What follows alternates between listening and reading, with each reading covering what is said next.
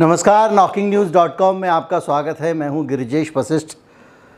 तीसरा दिन है, लगातार बात चल रही है एनडीटीवी। कोई कह रहा है एनडीटीवी बिक गया, कोई कह रहा है एनडीटीवी गोद में चला गया, कोई कह रहा है एनडीटीवी अडानी जी का हो गया।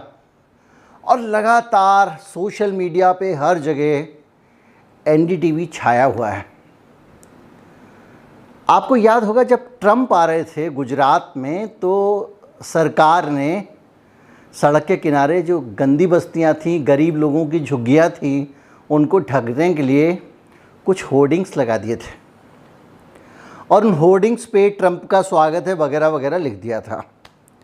मकसद स्वागत करने का नहीं था, मकसद था उन गरीबी को छिपाना भारत की, ताकि अमेरिका को पता ना चल जाए। इस इंटरनेट युग में वो वहीं पे जाके देखेंगे तो पता लगेगा। खैर, जो भी है, इसी तरह से इस बार ये जो होर्डिंग लगाया गया एनडीटीवी के अधिग्रहण का कह लें, या उसके शेयर हड़प लेने का कह लें, या उसके शेयर ले लेने का कह लें, या एनडीटीवी की हिस्सेदारी खरीद लेने का कह लें, पर्दा लगाया गया। ये पर्दा है।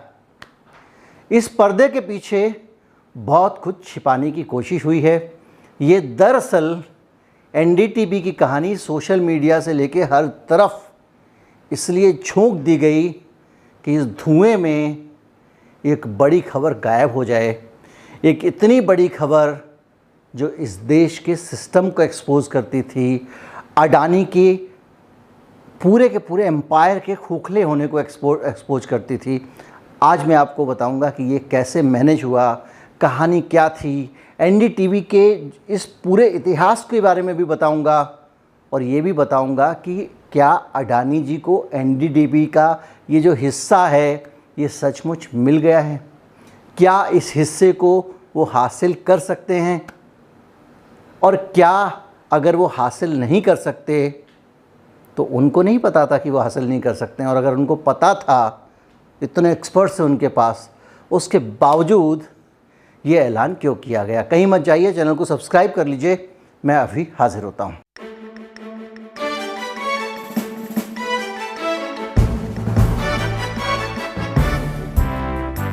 वीडियो शुरू करने से पहले सबसे पहले एक जानकारी आपको दे दूं, जो जानकारी कहीं अगर किसी ने कही भी होगी, बताई भी होगी, तो कहीं छिपी होगी। और वो जानकारी ये है कि एनडीटीवी के शेयर ट्रांसफ़र नहीं किए जा सकते। एनडीटीवी के शेयर ना तो कोई ज़बरदस्ती ले सकता है, ना प्रणय रॉय किसी को दे सकते हैं। कब तक? और वो है नवंबर की 26 तारीख तक। 26 नवंबर 2022 तक ना तो एनडीटीवी के शेयर कोई ले सकता है, ना एनडीटीवी किसी को कोई शेयर दे सकता है। किसी भी प्रकार की ट्रेडिंग करने पे, किसी भी प्रकार के ट्रांसफ़र करने पे राधिका रॉय और प्रणय रॉय पर रोक लगी हुई है। इनके खिलाफ 2020 में एक मामला आया था। उस मामले में इन्होंने कुछ प्राइजिंग वाइजिंग को लेकर कुछ गड़बड़ किया था, जिसके कारण इन पे रोक लगा दी गई थी।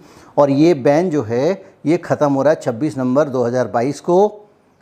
और जब तक इस मामले में पूरी तरह से कार्रवाई नहीं हो जाती, तब तक सेबी की मंजूरी लिए बगैर ये ट्रांसफ़र नहीं हो सकता, और इसलिए इस ट्रांसफ़र का ऐलान कर दिया गया है।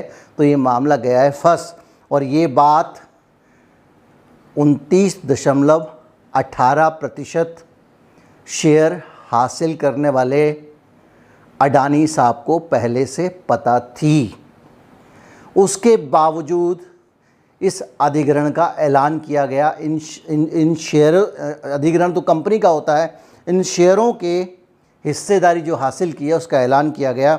देखिए, एएमजी जब से बना है, एएमजी मीडिया नेटवर्क जो है, ये अडानी की कंपनी है। ये एक बेसिकली अडानी ने अपना एक मीडिया हाउस जैसा खोला है, और ये एक एक करके ये उन लोगों को शिकार बना रहा है जो सारे के सारे सरकार के खिलाफ बोलते हैं, या अडानी जी को जिनसे तकलीफ़ है। सबसे पहला शिकार इसका बना क्विंट, और राघव वहल की कंपनी थी क्विंट, उसको बाकायदा एक्वायर कर लिया गया। राघव वहल भी इसी तरह से थोड़ा बहुत दाएं बाएं ये वो हुए, और उसके बाद में उन्होंने हथियार डाल दिए। 14 जनवरी और 24 जून को 2 लेख लिखते हैं प्रांजय गुहा ठाकुरता, हम सब जानते हैं कि वो बहुत बेबाक पत्रकार हैं, बेलौस पत्रकार हैं और खुली पत्रकारिता करते हैं। एक आर्टिकल में उन्होंने लिखा कि 1000 करोड़ रुपए की टैक्स की चोरी की है। ईडी वीडी को तो कुछ लेना देना ही नहीं है, जबकि सीधे उसका विषय है। और वो आर्टिकल लिखा। दूसरा उन्होंने एक और आर्टिकल जून 2017 में लिखा, जिसमें बताया था कि कैसे सरकार में आते ही मोदी जी ने 500 करोड़ रुपए का फ़ायदा अडानी साहब को पहुंचाया। जैसे क्विंट को ठिकाने लगाया, वैसे ही इस कंपनी को एक मोटा नोटिस भेज दिया गया और ज़बरदस्त दबाव कंपनी के ऊपर था। जो डायरेक्टर्स थे कंपनी के, उनकी मीटिंग हुई, जो ट्रस्टीज़ थे, और उन्होंने ये फैसला किया कि अडानी जी के दबाव को देखते हुए इन दोनों लेखों को हम अपनी पत्रिका से हटा ले रहे हैं। इसका सीधा सीधा मतलब ये था कि जो संपादक थे ठाकुरिता साहब, उनका इस्तीफ़ा, और वही हुआ, उनको इस्तीफ़ा देकर जाना पड़ा। यानी भारत का मीडिया कहीं ना कहीं अडानी साहब को तकलीफ़ दे रहा था, भारत के मीडिया का एक सेक्शन तकलीफ़ दे रहा था, और उसको शांत करने के लिए ये तरीके अपनाए गए। क्विंट के बारे में भी आपको पता होगा, राघव वेल का क्विंट था, और जिस तरह की वो बिंदास पत्रकारिता करता है वो हम सब जानते हैं। तो 2 शिकार हो चुके हैं, लेकिन तीसरा शिकार जो होने वाला था वो एनडीटीवी था। और एनडीटीवी के शिकार होने की कहानी थोड़ी सी डिटेल में समझनी पड़ेगी, क्योंकि पीछे की कहानी है। लेकिन इस शिकार में कई बार शिकार करने का मकसद नहीं होता है, ये वीडियो में आप आगे समझेंगे। दरअसल प्रणय रॉय में 2008 में एक कंपनी बनाई, RRPR होल्डिंग्स, यानी राधिका रॉय प्रणय रॉय होल्डिंग्स, और इस कंपनी में एक हिस्सा एनडीटीवी का था। और इस कंपनी, ताकि प्रणय रॉय अपने हिस्से के सारे शेयर दांव पे नहीं लगा सकते थे, इसलिए इन्होंने अपनी ही कंपनी के अंदर से एक कंपनी बना ली और उस कंपनी के नाम पे 501 करोड़ रुपए का लोन लिया इंडिया बुल्स से। और ये लोन लेने के बाद इन्होंने एनडीटीवी के बहुत सारे शेयर खरीदे, खुद ही खरीदे, प्रणय रॉय, राधिका राय ने। और इंडिया बुल्स का जो कर्जा था उसको उतारने के लिए इन्होंने आईसीआईसीआई बैंक से 375 करोड़ रुपए का लोन ले लिया, जिसका ब्याज 19% तय किया गया। अब आप समझिए, इन्होंने अपनी ही कंपनी के शेयर खरीदने के लिए अपनी कंपनी के अंदर ही एक फर्म बनाई, उस फर्म के नाम पे लोन लिया, उस लोन के पैसे से इन्होंने अपनी कंपनी के शेयर खरीद लिए, यानी अपने आप को और मोटा ताज़ा कर लिया, अपनी कंपनी में अपना कब्ज़ा बढ़ा लिया। और उस लोन को चुकाने के लिए इंडिया बुल्स के इन्होंने आईसीआईसीआई बैंक से लोन ले लिया। पहले 501 करोड़ का लिया था और आईसीआईसीआई बैंक से 375 करोड़ लेके उसको दिए, और उसके बाकी कहीं और से चुकाए होंगे, जो भी है। अब ये जो 375 करोड़ रुपए का जो लोन था, ये भी जब 19% ब्याज होगा तो भारी तो पड़ेगा। तो अब इस लोन से छुटकारा पाने के लिए प्रणय रॉय को कुछ समझ में नहीं आ रहा था, तो उन्होंने एक कंपनी थी विश्व प्रधान कमर्शियल प्राइवेट लिमिटेड, इस कंपनी से लोन ले लिया ताकि हम आईसीआईसीआई बैंक का लोन चुका दें। इस लोन की जो कंडीशन थी बहुत सारी, उन कंडीशन में ये थी कि इसका अगर आपने 2019 तक लोन नहीं चुकाया तो आपका जो पैसा है वो और ब्याज मिला के जो पैसा होगा वो शेयर में कन्वर्ट कर दिया जाएगा, यानी एनडीटीवी के उतने रुपए के शेयर ये कंपनी ले सकती है। अब यहाँ सवाल उठता है कि ये कंपनी विश्व प्रधान कमर्शियल कंपनी जो है, ये कंपनी क्या थी, कहाँ से आई थी, कौन सी कंपनी थी? ये एक शेल कंपनी थी। शेल कंपनी कौन सी कंपनी होती है? वो कंपनी जो कारोबार नहीं करती है, इसकी टोपी उसके सिर करती है। यानी जो कंपनी तो होती है, उसके शेयर होल्डर भी होते हैं, उसके मालिक भी होते हैं, लेकिन वो काम कुछ नहीं करती है। इधर का उधर कर दिया, काले का सफ़ेद कर दिया। और इस कंपनी में एक नाहटा साहब थे, अंबानी जी के नज़दीकी, और अंबानी साहब के पैसे लगे हुए थे। यानी इनडायरेक्ट तरीके से इस कंपनी के ज़रिए अंबानी साहब ने एनडीटीवी को लोन दे दिया और एक गारंटी ले ली कि अगर 2019 तक पैसा नहीं चुकाया तो हम इस पैसे के बदले शेयर ले लेंगे। इन्होंने लिख के दे दिया। अब वो जो शैल कंपनी थी, ऊपर से कहीं से भी अंबानी नहीं थी लेकिन वो अंबानी थी, उस शैल कंपनी को अडानी साहब ने खरीद लिया। जब उन्होंने उस कंपनी को खरीद लिया तो उस कंपनी के जो अधिकार थे कि अगर 2019 तक कर्जा नहीं चुकाया तो हम शेयर में बदल के ले लेंगे, वो अधिकार अडानी साहब के पास आ गए। अब 2019 से 2022 हो गया, कर्जा तो बाकी था और उसका फ़ायदा उठाकर अडानी साहब ने इस पूरे के पूरे जो कर्ज था उसको भुना लिया। लेकिन इस बीच में एक पेच और आ गया। 2019 में ये लोन चुका नहीं पाए थे और 2020 में इन्होंने अपने कुछ शेयरों के दाम जनता की जानकारी के बगैर कुछ ऊपर नीचे किए और इनको जानकारी थी, इन्हें खरीद लिया। जो भी किया, इनके ऊपर सेबी ने इनके खिलाफ फैसला लिया कि ये किसी भी हालत में अब कोई अपना शेयर नहीं बेच पाएंगे, उनको प्रतिबंध लगा हुआ है। वो प्रतिबंध इस साल नवंबर में ख़त्म होगा, यानी तब तक इनके शेयर किसी को ट्रांसफ़र नहीं हो सकेंगे। अंबानी साहब ने लेकिन उसके बावजूद ऐलान कर दिया। अब ऐलान क्यों किया, ये बड़ा सवाल है और उस ऐलान करने की टाइमिंग में ही पूरी खबर छिपी है। बिजनेस के दांव पे समझना आसान काम नहीं होता है, मेरे लिए भी आसान नहीं है और हर किसी के लिए कभी ना कभी मुश्किल रहा है। मुझे याद आ रहा है, वॉरेन बफेट ने बिल गेट्स को एक किताब गिफ्ट दी थी और उस किताब में था, उस किताब का नाम था बिजनेस एडवेंचर्स। जाहिर बात है अंग्रेज़ी की किताब है, अमेरिकन इंग्लिश की किताब होगी, भारी भरकम किताब है। लेकिन उस किताब के बारे में जब जानना था तो मेरी मदद की एक बुक समरी ने। वो बुक समरी क्या है कि वो ऑडियो में पूरी किताब का निचोड़ सुना देते हैं। कुकू एफएम पर उपलब्ध है, मुफ्त में मिल जाएगी अगर आपने सब्सक्रिप्शन लिया हुआ है साल भर का। साल भर का सब्सक्रिप्शन 399 रुपये का है और अगर आप हमारे नॉकिंग न्यूज़ के दर्शक हैं तो ये सब्सक्रिप्शन आपको 199 में मिल जाता है। करना सिर्फ इतना पड़ेगा कि नीचे डिस्क्रिप्शन में एक लिंक होगा, उसको आप क्लिक कर लीजिए। उस लिंक को क्लिक करेंगे और वहाँ पे जब कूपन कोड पूछे तो जो स्क्रीन पे लिखा हुआ है KN50, ये कूपन कोड डाल दीजिएगा, यानी आपका 50% डिस्काउंट पक्का हो गया और अब आपको मिल जाएगी ये 199 रुपये में मेंबरशिप। इस वीडियो के प्रायोजक भी कुकू एफएम हैं। कुछ लोग कह रहे हैं कि 2024 का चुनाव आने वाला था, उसके लिए अडानी जी जो है NDTV को शांत करना चाहते थे और उसको कब्ज़े में लेना चाहते थे, इसलिए ये किया गया। लेकिन 2019 से लेके 22 तक आ गया, अब तक क्यों नहीं किया? और नवंबर तक अगर रुक जाते तो उनके लिए काम और आसान हो जाता, तो नवंबर तक रुके क्यों नहीं? अडानी साहब ने अभी क्यों किया? इसके पीछे दुनिया की एक बहुत बड़ी क्रेडिट रेटिंग कंपनी की रिपोर्ट है, जिस रिपोर्ट में ये खुलासा किया गया है कि अडानी साहब जो हैं उनके ऊपर ज़्यादा डिपेंड नहीं किया जा सकता। आगे जाकर ये लुटिया डुबो सकते हैं या इनकी लुटिया डूब सकती है, इस बात की संभावना है। आपने नाम सुना होगा फिच, FITCH, एक बहुत बड़ी इंटरनेशनल कंपनी है और इसके असेसमेंट और इसकी सारी जो रेटिंग्स होती हैं उनको बहुत सम्मान मिलता है। इस कंपनी की एक सब्सिडरी है और इस कंपनी ने बाकायदा क्रेडिट साइट्स करके है वो, उसने कुछ अपने ऑब्जर्वेशन दिए अडानी साहब के बारे में और इनकी कंपनियों के बारे में। ये ऑब्जर्वेशन बहुत ख़तरनाक थे और ये ऑब्जर्वेशन कहीं ना कहीं इस देश का बैंकिंग सिस्टम, इस देश की सरकार को भी इनडायरेक्ट तरीके से लपेटते थे।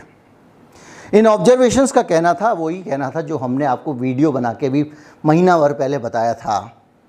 महीना भर भी पूरा नहीं हुआ होगा कि कैसे अडानी साहब के पास में जो अपनी पूरी संपत्तियां उनकी कंपनियों की, उनसे भी 2.5 गुना ज़्यादा लोन है, ये हमने आपको बताया था।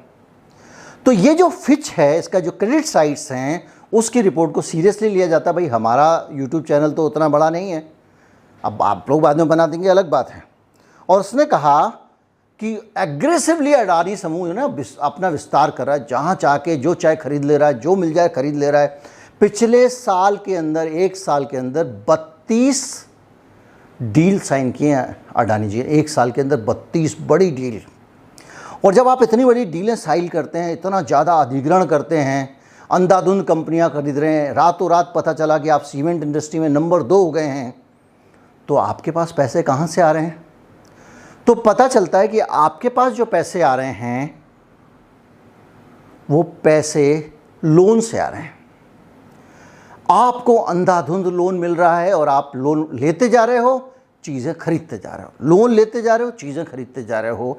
एक अनुमान के अनुसार भारत में जितना भी लोन है उसका आधा अडानी साहब के पास में।